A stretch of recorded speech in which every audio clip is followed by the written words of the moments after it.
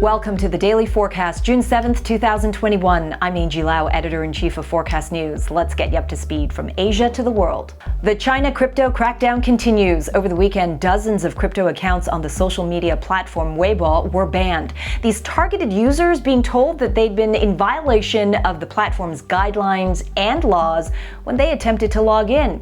The accounts featured market analyses and even promoted crypto projects. 17 of the affected users have since reopened accounts under new names. One of them even posted this reaction to what had happened, saying, quote, "The account that I've been using in the past few years was suddenly banned, but I have come to terms with it because the day was going to come sooner or later. But this is not the end of the freedom that DeFi symbolizes." You look at the guys that they actually took down. These are people that there are about 25 in total. And some of them have very large followings. They are probably trading it themselves, yes, but these are guys that have a blog that other people can follow. And that's the key thing. They're trying to take away the source of the information so to make it more difficult, more risky for people to trade crypto. The heavy hand of government also being felt in South Korea, where authorities have introduced more amendments to regulations governing cryptocurrency trading in the country. Now executives and employees of crypto exchanges will be banned from trading on their own platforms. Violators could possibly be looking at a penalty of nearly $90,000. They could also lose their business licenses. Now, according to local media, some exchanges aren't too happy with these changes. They've argued that the ban will restrict the cash flow needed to run these platforms and that it will render their income through commission illegal. Well, it's not all doom and gloom for crypto exchanges in Asia. London-based exchange Luno is looking to break into the Indonesian space. Now, Luno is owned by the Digital Currency Group and is reportedly in early talks with homegrown conglomerate Lippo Group about launching a joint venture in the country. The cap requirement for it will just be under $10 million, which the two sides intend on splitting equally.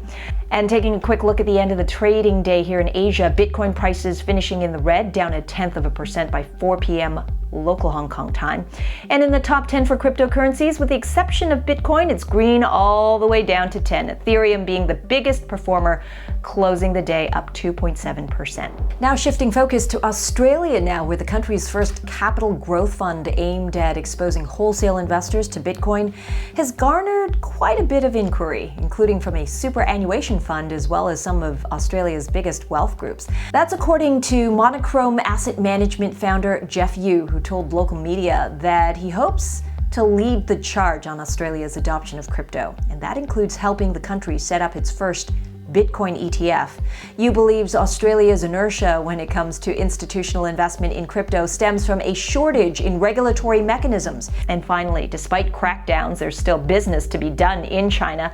China-based chipmaker Sunlun Company Limited has unveiled a new chip that supports mining on both Ethereum and Ethereum Classic. According to the company, the Jasminer X4 is the world's first high-throughput chip with integrated storage and computing.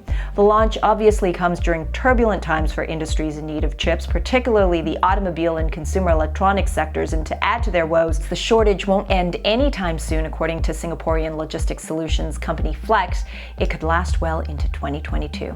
And that's the daily forecast from our vantage point right here in Asia. For more, visit forecast.news. I'm Editor-in-Chief Angie Lau. Until the next time.